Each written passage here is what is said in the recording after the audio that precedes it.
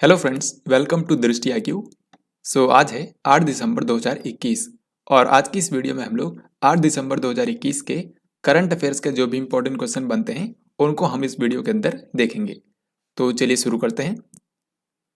सबसे पहला क्वेश्चन है भारतीय राष्ट्रीय राजमार्ग प्राधिकरण यानी कि national highways authority of India, जिसको हम लोग शॉर्ट में NHAI के नाम से जानते हैं। आपको बताना है कि इसका नया अध्यक्ष किसको बनाया गया है। तो भारतीय राष्ट्रीय राजमार्ग प्राधिकरण जो कि देश के अंदर नेशनल हाईवेज बनाता है और उनके मैनेजमेंट का काम करता है, तो इसका अब नया अध्यक्ष एक महिला को बनाया गया है जिनका नाम है अलका उपाध्याय। इनसे पहले NHAI के जो अध्यक्ष थे उनका नाम था सुखबीर सिंह संधू। तो इनके बाद अब अलका उपाध्याय को NHAI का नया अध्यक्ष बना दिया गया है। NHAI का हेडक्वार्टर नई दिल्ली में है और ये भारत का जो सड़क परिवहन और राजमार्ग मंत्रालय है उसी के अंतर्गत काम करता है। भारतीय अंतर्देशीय जलमार्ग प्राधिकरण यानी कि inland waterways authority of India, तो ये जो संस्था है, जिस तरीके से मैंने आपको बताया NHAI भारत के राष्ट्रीय राजमार्ग बनाता है, उसी तरीके से जो inland waterways authority of India है ये भारत के अंदर अंतर्देशीय जलमार्ग बनाता है और उनको मैनेज करता है। तो इसके जो अध्यक्ष हैं ये हाल ही में बदल गए हैं। अब इसके नए अध्यक्ष बन गए हैं संजय बंदोपाध्याय, और संजय बंदोपाध्याय जो हैं इन्होंने स्थान लिया है अमिता प्रसाद का। तो इससे पहले inland waterways authority of India की चेयरमैन थी अमिता प्रसाद, लेकिन अब इनकी जगह पर बन गए हैं Sanjay Bandopadhyay. Inland waterways authority of India जो है इसका हेडक्वार्टर है उत्तर प्रदेश के नोएडा में और ये भारत का जो पोत परिवहन और जलमार्ग मंत्रालय है उसके अंतर्गत काम करता है। 8 दिसंबर को जर्मनी में संसद के द्वारा किस नेता को देश के अगले चांसलर के रूप में मनोनीत किया जाएगा। तो आज यानी कि 8 दिसंबर के दिन जर्मनी में यहाँ पर अगले चांसलर को मनोनीत किया जाएगा। इनका नाम है ओलफ सोल्ज। तो जर्मनी के अगले चांसलर होंगे ओलफ सोल्ज। इनकी पार्टी का नाम है सोशल डेमोक्रेटिक पार्टी। और जैसा कि आपको पता होगा जर्मनी में अभी के समय यहाँ की चांसलर हैं एंजेला मर्केल, जो कि साल 2005 से इस पद पर हैं, यानी कि इनको जर्मनी के चांसलर के रूप में 16 साल हो गए हैं। तो अब जर्मनी के चांसलर के रूप में एंजेला मर्केल की जगह लेंगे ओलफ सोल्ज। तो इन्हीं को आज यानी कि 8 दिसंबर को जर्मनी के अगले चांसलर के रूप में मनोनीत किया जाएगा। जर्मनी के अंदर भारत के जो राजदूत हैं उनका नाम है Harish Parvathaneni. S&P global ratings ने वित्त वर्ष 2021-22 में भारत की GDP वृद्धि दर कितने % रहने का अनुमान लगाया है। तो S&P ग्लोबल रेटिंग्स जो है ये अमेरिका की एक क्रेडिट रेटिंग एजेंसी है। इसने वर्तमान वित्त वर्ष के लिए भारत की GDP विकास दर का अनुमान बताया है 9.5%। और आपको पता होगा एग्जैक्टली इतना ही अनुमान है RBI का। तो RBI और S&P ग्लोबल रेटिंग्स दोनों के हिसाब से भारत की GDP विकास दर होगी 9.5%। इसके अलावा जो भारत की रेटिंग एजेंसी है इंडिया रेटिंग्स एंड रिसर्च, इसने बताया है 9.4%। और मूडीज जो कि अमेरिका की एक और क्रेडिट रेटिंग एजेंसी है इसने बताया है 9.3%। तो इनके बारे में भी आपको ध्यान रखना है। हाल ही में किस राज्य के मुख्यमंत्री ने हमार आपन बजट नामक वेब पोर्टल और मोबाइल एप्लीकेशन लॉन्च किया है।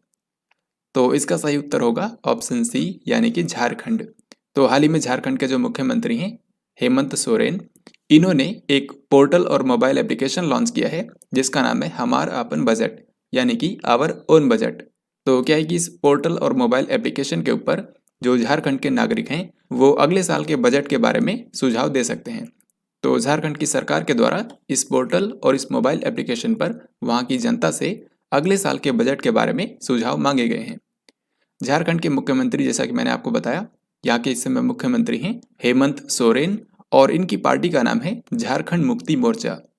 यहाँ की इस समय राज्यपाल हैं द्रौपदी मुर्मू और झारखंड की राजधानी है रांची।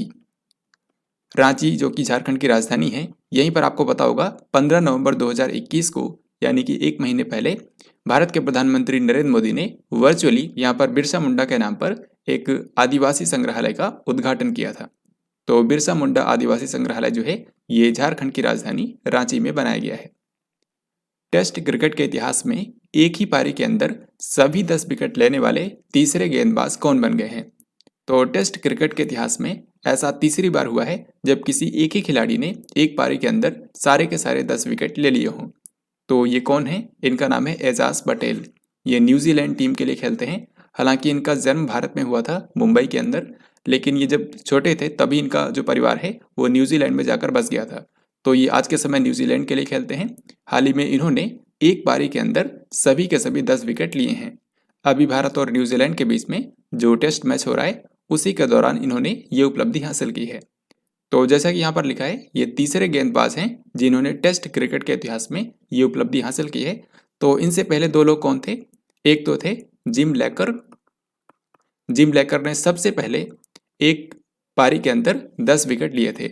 इन्होंने 1956 के अंदर ये उपलब्धि हासिल की थी और ये इंग्लैंड से खेलते थे।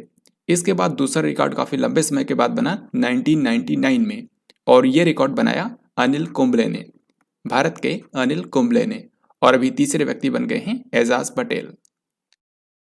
BWF वर्ल्ड टूर फाइनल 2021 में पुरुष सिंगल्स का खिताब किसने जीत लिया है? तो हर साल के आखिर में बैडमिंटन वर्ल्ड टूर फाइनल्स का आयोजन किया जाता है। तो इसमें इस बार के पुरुष सिंगल्स का खिताब जीता है विक्टर एक्सेल्सन ने। विक्टर एक्सेल्सन आप जानते हैं इस साल काफ़ी चर्चा में रहे हैं और इन्होंने इस बार के ओलंपिक्स में गोल्ड मेडल जीता था। जो मेंस की इवेंट हुई थी सिंगल्स की, उसमें इन्होंने ही गोल्ड मेडल जीता था और ये डेनमार्क के खिलाड़ी हैं। तो इन्होंने इस बार के बैडमिंटन वर्ल्ड टूर फाइनल्स में पुरुष सिंगल्स का खिताब जीता है। इसी तरीके से यहाँ पर आपसे पूछा गया है कि बैडमिंटन वर्ल्ड टूर फाइनल्स 2021 में महिला सिंगल्स का खिताब किसने जीता है? तो यहाँ पर विमेन सिंगल्स की बात हो रही है। इसको जीता है आन से योंग ने। और आन से योंग जो है ये दक्षिण कोरिया की बैडमिंटन खिलाड़ी हैं। तो बैडमिंटन वर्ल्ड टूर फाइनल्स के इन दोनों ही विजेताओं के नाम याद रखने हैं, क्योंकि ये काफ़ी इंपॉर्टेंट टूर्नामेंट होता है जो कि हर साल के आखिर में आयोजित किया जाता है। इस बार इसका आयोजन किया गया है इंडोनेशिया के बाली में। ये भी आपसे पूछ सकते हैं, इंडोनेशिया के बाली में इसका आयोजन किया गया है, जहाँ पर नेक्स्ट ईयर G20 शिखर सम्मेलन का आयोजन किया जाएगा।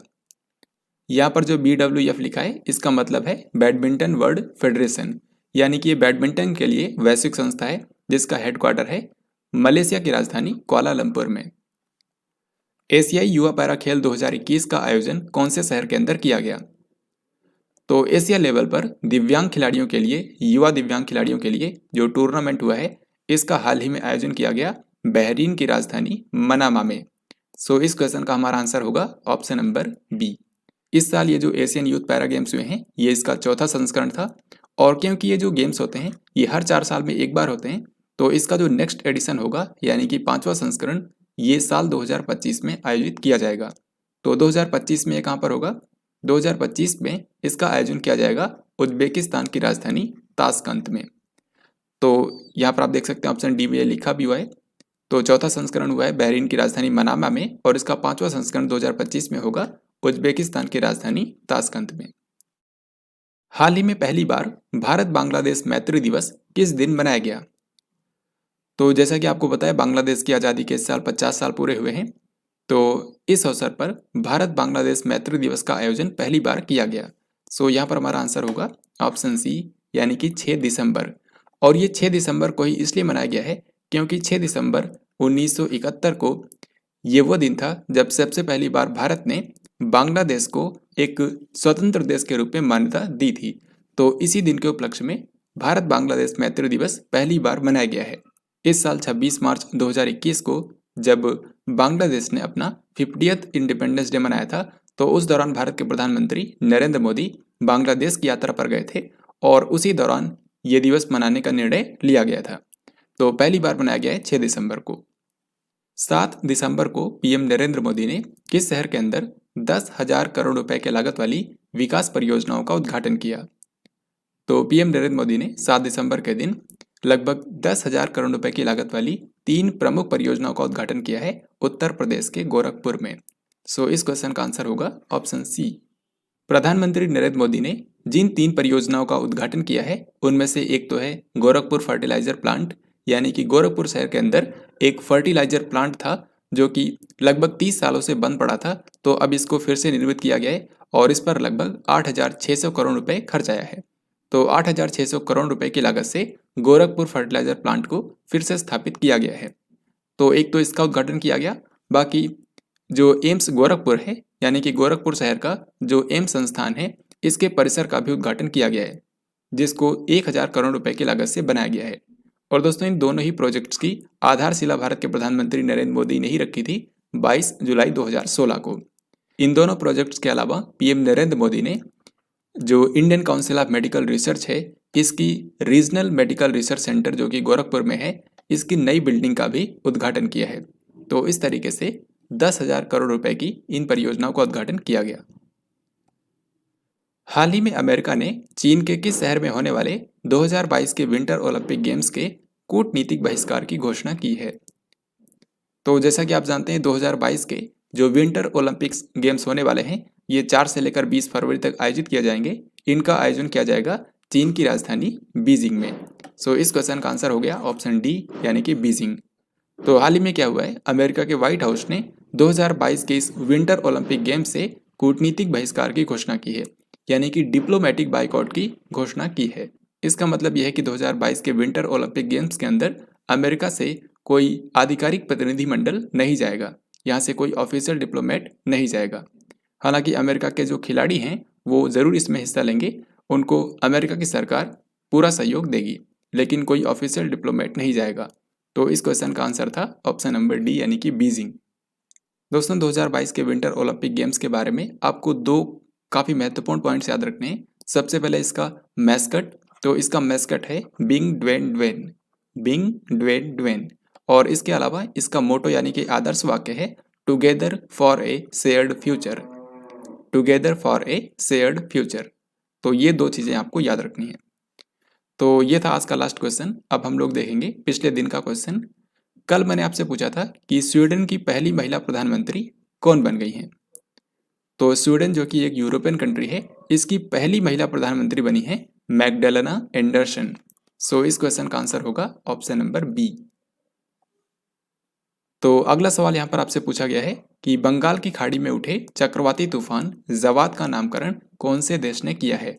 और ये वो क्वेश्चन है जिसका राइट आंसर आप सभी को कमेंट बॉक्स में लिखकर बताना है। नेक्स्ट डे हम लोग इसका आंसर देखेंगे। तो इस तरीके से आज की इस वीडियो में हम लोगों ने 8 दिसंबर 2021 से करंट अफेयर्स के जो भी इंपॉर्टेंट क्वेश्चन बन सकते थे उनको हम लोगों ने यहाँ पर कवर किया है। आई होप आपको ये वीडियो पसंद आया होगा, और अगर आपको ये वीडियो पसंद आया है तो इसको लाइक और शेयर ज़रूर करें। साथ ही आपको बता दूं कि नवंबर महीने की जो 4 वीकली करंट अफेयर्स हैं वो अपलोड हो चुकी हैं। अगर आपने नहीं देखा है तो यहाँ पर आप क्लिक करके देख सकते हैं। सो हम लोग मिलेंगे नेक्स्ट वीडियो के अंदर। तब तक के लिए जय हिंद, वंदे मातरम।